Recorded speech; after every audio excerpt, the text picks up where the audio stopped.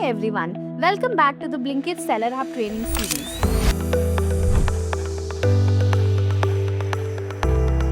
We are currently in the performance and business growth module. In this video, we are going to walk you through the complaints tab, which will help you understand your complaints data in order to improve your product's performance. By the end of this video, you will know exactly where to find your complaints data and what actions you need to take in order to improve your customer experience. One thing you need to understand is that complaints data is not just random percentages or numbers on your dashboard. These are your customers telling you what is wrong with a certain product. Not actioning on this data can directly impact your brand as well as your sales. A high complaint percentage can even lead to your product getting discontinued. And this threshold of discontinuation varies by business category. One more thing to add here is that your product's reviews and ratings start showing up on the app after just 20 customer reviews.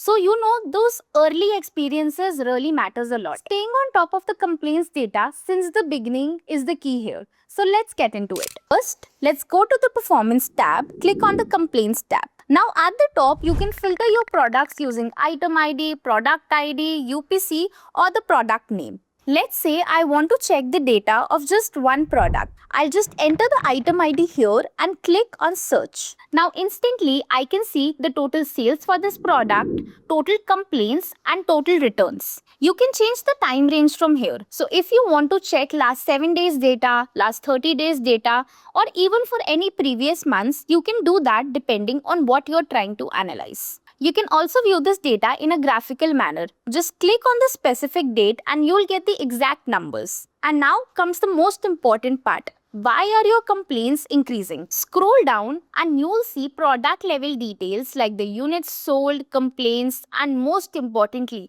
the reason for all these complaints. Click on the product to get a detailed view of your customer remarks and videos or photos if any. Let's understand this with the help of an example. Here, the product has some packaging issue. So it's pretty clear that you need to fix your packaging before sending in the fresh inventory. If there is any content mismatch, then you need to raise a ticket through help and support to get the content updated and corrected. If it's a product quality issue, then something deeper needs attention. Then you need to understand the root cause of the problem and fix it. And once you fix the problem, you need to take the next step, whether it is updating the content or sending in fresh inventory. And that's the whole flow. You can also download this data in an Excel file by clicking on download reports here. Now, let's quickly recap the key actions from this video. Simple.